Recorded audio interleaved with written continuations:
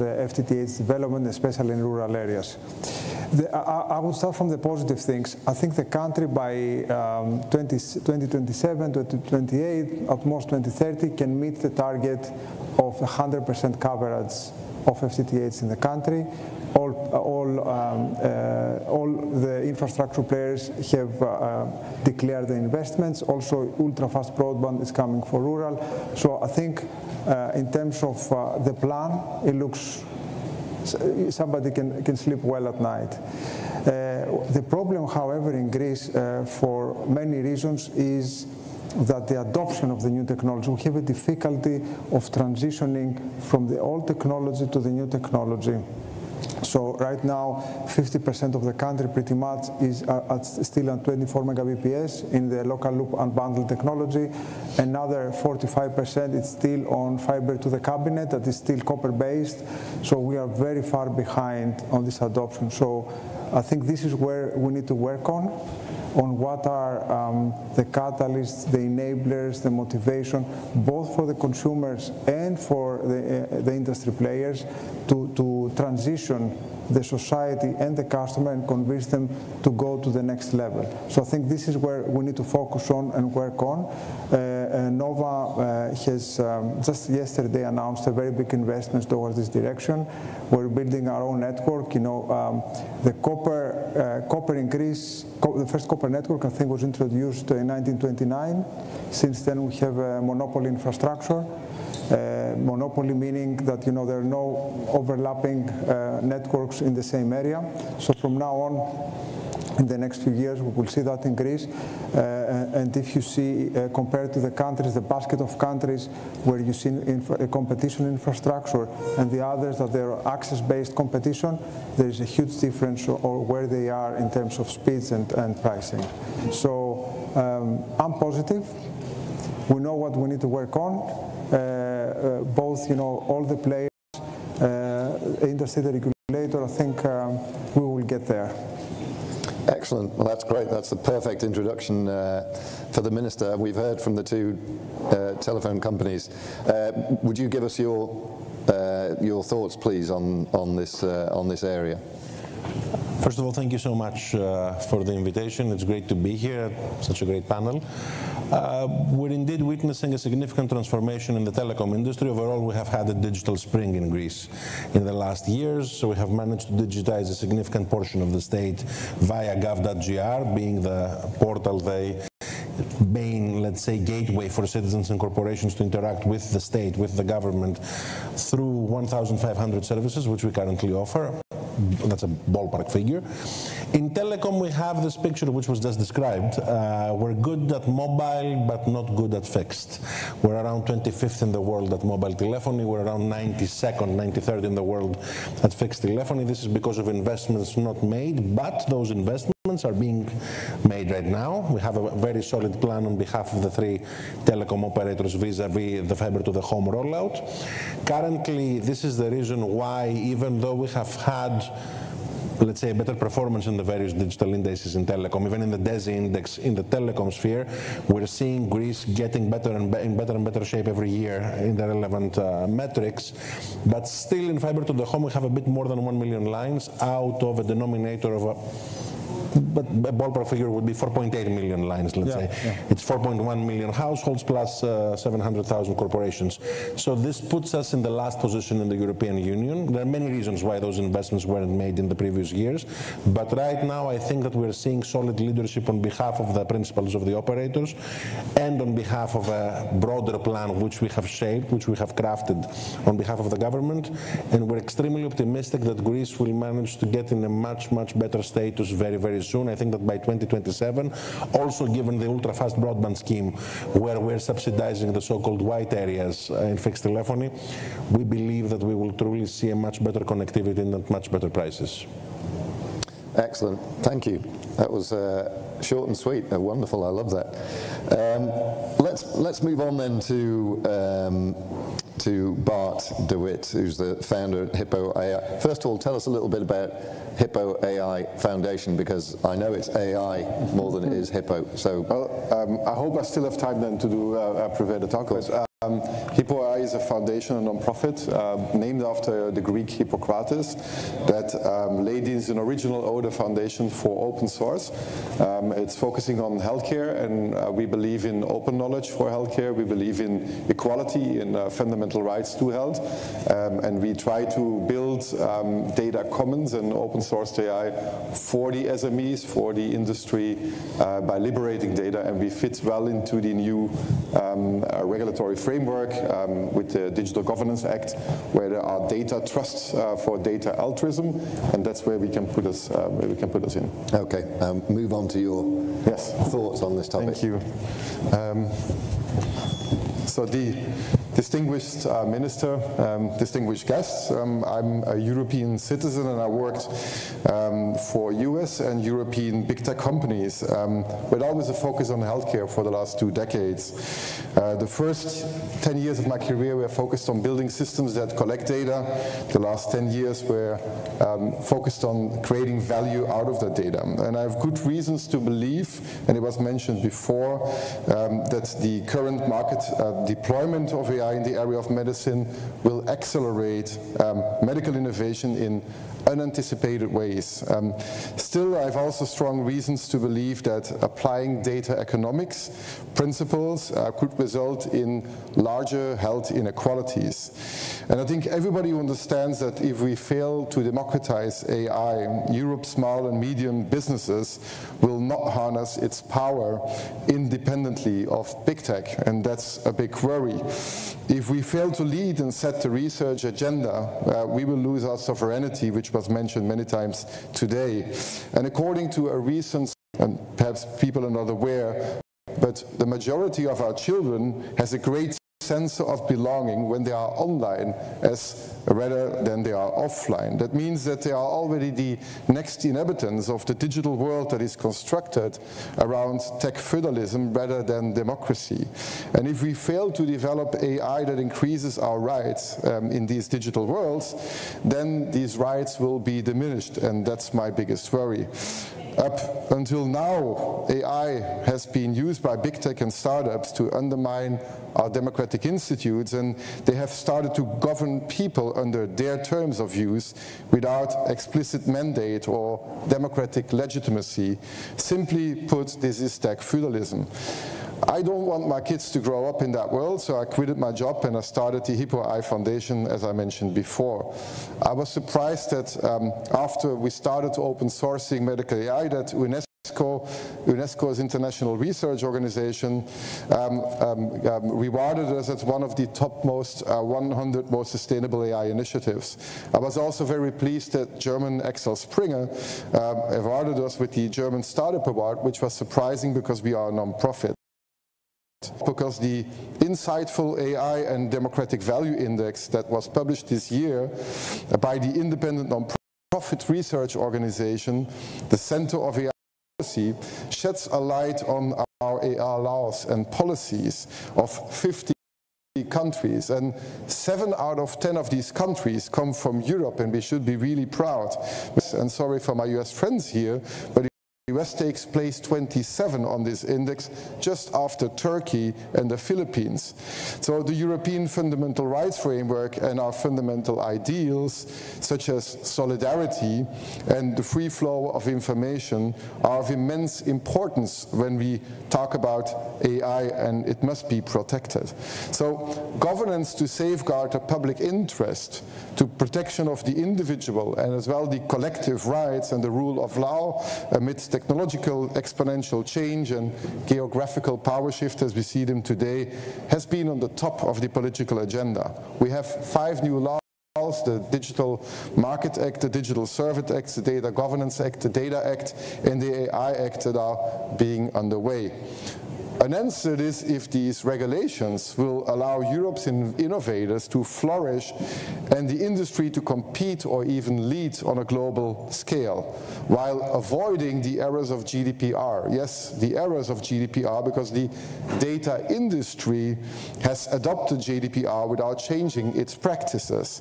This is accomplished by primarily disregarding user rights or just getting away with it. Or do you know what data is being used for our Instagram algorithms or TikTok recommendation AI models? We don't know. These are opaque AI models that are intransparent, and even an NGO algorithm watch out of Berlin who tried to reverse engineer the Instagram algorithms had to abandon the project because there were 20 lawyers at their door. Innovation should not be more important than the rule of law or these fundamental rights, which are the foundation of our quality of life. But AI should not strengthen top-down regulatory control either. And if we want to attract human capital, research and development collaborations should not be too limited and regulatory and put on the regulatory rules. They should be facilitated and accelerated. So I was really astounded to hear and to learn that some legislators from the European Union, from the EU Council, proposed an amendment a few weeks ago to the current AI Act that would regulate open source research collaborations, and really unusual and potential harmful move. While these proposals intend to make these tools or AI safe safe to use, it would impose legal liabilities for each coder who published code on the internet in open source, and it would impede the growth of collaboration. I concur this risk-based approach, but code does not equal application. This proposal would scare all talent of human capital away, as to give no trust is to get no trust. So I absolutely believe and agree that a post-deployment AI should be subject to regulation and the rule of law, but to regulate AI source code itself is for me pretty nonsense. So, however, there is a more significant problem with fair competition, and it's something we need to talk about. So, how can systems be equitable if data accumulations are following capital concentrations? So, given the current marketing of big tech companies, it is clear that the data economical model of data equaling capital would worsen the information and the power asymmetries. What is fair competition when the biggest denominator for innovation is having access to capital that allows you to appropriate exclusive digital data territory? The market capitalization of Microsoft is tenfold the times of the GDP of Greece. So it's easy to guess where that data will flow if we equal it to capital. So, and I wonder why we didn't learn from the historical and unprecedented plea of Tony Blair and Bill Clinton back in 2000, where they declared the human genetic code, which is data, as something that is a common good. It was open sourced, and it created an output of $1 trillion. It also created an environment that everybody could develop technology and led to the decrease of cost from $1 billion for sequencing the human genome to just $100 today. So if we compare this current trend of data capitalism with Gutenberg's printing machine, his investor, which was called Fust, also Goldsmith, probably would have advised him to patent the printed alphabet. This idea that a patent owner could profit every time somebody uses the letter A, for example, is ridiculous. We probably would have still be buying letters of indulgences and believed that when we were sick we had sinned, and the enlightenment would probably never happen. So the dark ages were called dark because knowledge was not accessible. And I dare to say that data and AI are much more powerful than the printing machine, and its impact will probably be more profound than anything we have seen before. History teaches us that facilitating access to common goods, like the human genome, is considerably more beneficial than putting paywalls in front of it. Our first regulatory rule to protect the European citizens' data, GDPR, neither broke up the monopolies nor established European counterweights. However, I reside in Berlin, and we benefited from an influx of 10 billion venture capital last year. This success is partly dependent of the access of code that is required by the digital health digital startups, and the majority majority of the people do not realize that the substantial amount of code originates from public, open and free libraries. As they did in the analog area, these libraries serve as a source of information for the communities as populate, update them and serve them for free. But if you can, I'm going to have to ask you to summarize. I know I had 10 minutes, but I saw that it's shorter, but I will try to shorten and brief up. Thank you. Yeah, so I disagree with Guy Verhofstadt this morning, who said that we have to copy the US and China. I believe that we need to collaborate, and we need to collaborate this based on open source, data solidarity and data altruism. There are regulations on the way that allow us to do this. If we are smart in Europe and we want to unify, we have to do this in a collaborative approach instead of just copying the data economy out of the US. And last but not least, this conference was about putting solidarity to the next level. And as Alasdair Ross said yesterday evening, I asked if capitalism is to blame to the recent energy crisis. I cannot answer that question, but I do know if we want to avoid strong unilateral dependencies and strengthen European unity, data altruism, data solidarity, and open source collaborations will be part of the ingredients that will make Europe's innovation power blossom. Thank you for your attention. Thank you. Sorry for the misunderstanding. No problem, and apologies for cutting you short. Okay, well, we've covered a lot of ground actually with 4 speakers. We've been around the telecoms industry. We've had a word on the government's achievements and its plans, and we've branched off into the world of AI ethics and AI practice, which is fascinating. We could, on any one of those topics, we could spend easily all day talking. But let's move on to Mr. Aksaroglou from the Alba Graduate Business School in the American College of Greece. Your thoughts, please. Thank you, Alistair. Good afternoon to all. I was listening to our panelists, and I said, my goodness, the Economist designed very efficiently a panel that represents the 3 major dimensions of digital transformation. We have the government and how the government tries to transform, digitalize the state and the interaction of the state with the citizens under our minister's leadership. And we have the telecom companies who are enablers of digital transformation, 5G and so on. And we have Hypo, which is an example, the foundation, which is an example of an entity that provides services to benefit the people. And these are the 3 major dimensions of digital transformation in my mind. Now, living in this world of digitalization, we are presented, I think, with a very interesting paradox, with significant implications. On one hand, digitalization makes location irrelevant. Today, some of you decided to come here and participate physically in this particular conference. Thousands of others are participating in this conference or attending this conference remote, from who knows wherever. We do the same in communication. We do the same in transactions, buying goods through e-commerce and so on. So location, because of digital transformation, has become irrelevant. At the same time, location becomes very relevant. Last year, in the spring of 2021, about 20 million Americans, or employees in America, they quit their jobs. 50% of them, they didn't find another job. It was what we now call the great attrition. Why they quit their jobs? Because they were asked to come back from their home and work in the office after the pandemic. And they said, well, I don't go back home. I don't go back to the office. And they decided to choose the location from where they are working. So location is very important for them. Now, this is a paradox, but this paradox, in my mind, creates at least 2 major challenges, which to some extent are very disruptive as well.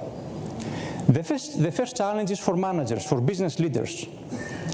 we are in front of a major trend of Generation Z and so on, of employees or professionals who have different priorities in life and who can see the location as an important component of their decision for whom to work.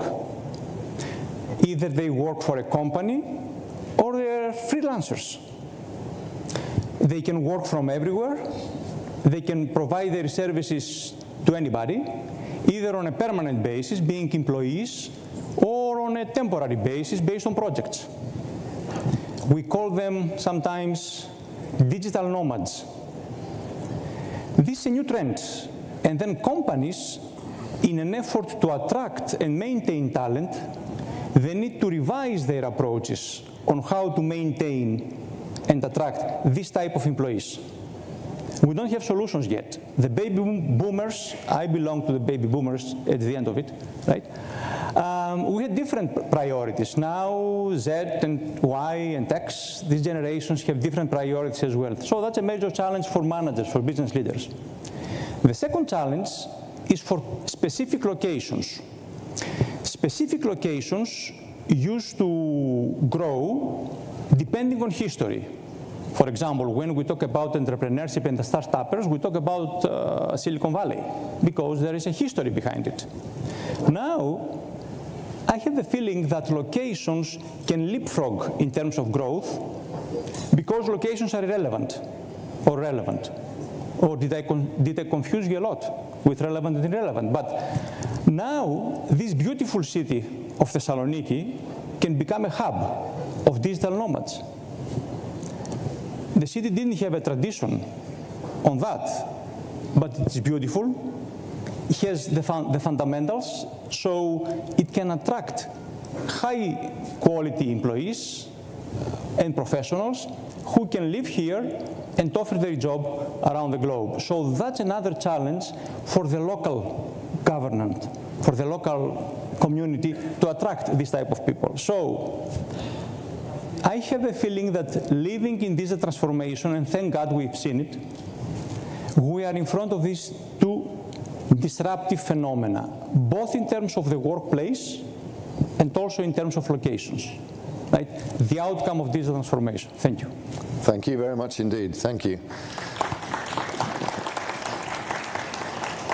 I came across digital nomadism a little late in life. If it had happened 50 years ago, I would have been there, absolutely, probably in Thessaloniki, because it's such a fabulous place. But it's a bit too late for me.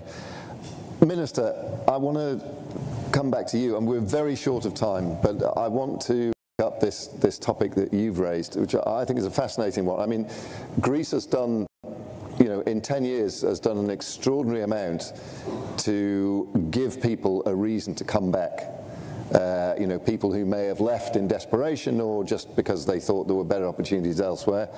Surely this digital nomadism, this opportunity for people to work for anybody from anywhere, can be part of that, whether it's Thessaloniki or somewhere else. I mean, from the sounds of things, it's got to be somewhere where you've already rolled out the top-level high-speed internet. But how does that fit? How does more broadly that desire to attract talent back into the country fit into your digitalization plans? I think it's crucial. And in order to understand how crucial it is, I think that one needs to have in mind a very interesting article, a very interesting op-ed, which was written actually by Thomas Friedman in the New York Times in 2010, if I'm not mistaken, exactly 1 week after the then government signed the IMF bailout in Greece. And I remember this article very vividly because at the end of it, Thomas Friedman basically stated that I'm not going to be looking at the bond spreads in the coming years. I'm going to be looking at what the young Greeks are going to be doing. If you see them leaving the country, start selling Greek bonds. If you see some of them coming back and many of them staying, you need to start buying again. And I think that's a very interesting metric, a very interesting vote of confidence in order to understand what type, I would say, of destiny this country has eventually. So overall, if we were to make an analogy from our sphere, we would say that the country has traditionally, basically always had the hardware, but it lacked the software. It had the perfect location, very good people, but institutions and weren't exactly the ones that we needed in order to unleash this extraordinary potential taking place. We're seeing increasing and better connectivity all across the land. Better institutions and better policies are also taking place by this government. And specific policies for digital nomads are also in place right now. So all the conditions, together with the catalyzing effect of COVID and teleworking and this huge change in behavior that we saw in the market because of that structural event, are all catalysts which I would say cumulatively manifest that this country has very significant potential, and we're seeing this potential on the ground and this needle moving. Excellent, thank you. A wonderful answer. I'm going to ask one more question to our two telecoms people. You mentioned the pandemic as a spur for development in this area. I want to go back a little bit to that time. A year ago, 2 years ago, we were fascinated all around the world by the way the pandemic, such a scourge on our societies, had nevertheless spurred some areas of our economies to develop very, very quickly. What I want you to do very briefly is tell me, on reflection, were we right to be as excited as we were about what was happening in this area of telecommunications, digital communication? Has that expected change been delivered? Let me start with you, Mr. Brindis. No, first of all, there are no benefits with world pandemic that affected people's lives across the globe, but definitely the pandemic acted as a digital accelerator. So suddenly we understand what we knew already, that connectivity, for example, is so much crucial for pursuing the life, but also a lot of people and habits got from the physical world to the digital world. In Greece also we had another accelerator. The other accelerator was the ministry, which is, everybody knows that what has been realized during these 2 years. It was also a kind of big push and acceleration for digital adoption. I think we have done a lot of, we have run a lot of way in the last years. As it was said before, networks is not going to be the problem. On 5G and on mobile, we run fast. We are among the top European countries when it comes to 5G, if not the best one. And when it comes to fiber connectivity in fixed, it's a matter of investments in the coming years that at the end of the day, the whole Greece is going to be fiberized. Where we lag behind in the adoption of digital solutions in the small and medium enterprises in Greece. And small and medium enterprises in Greece is the backbone of the economy.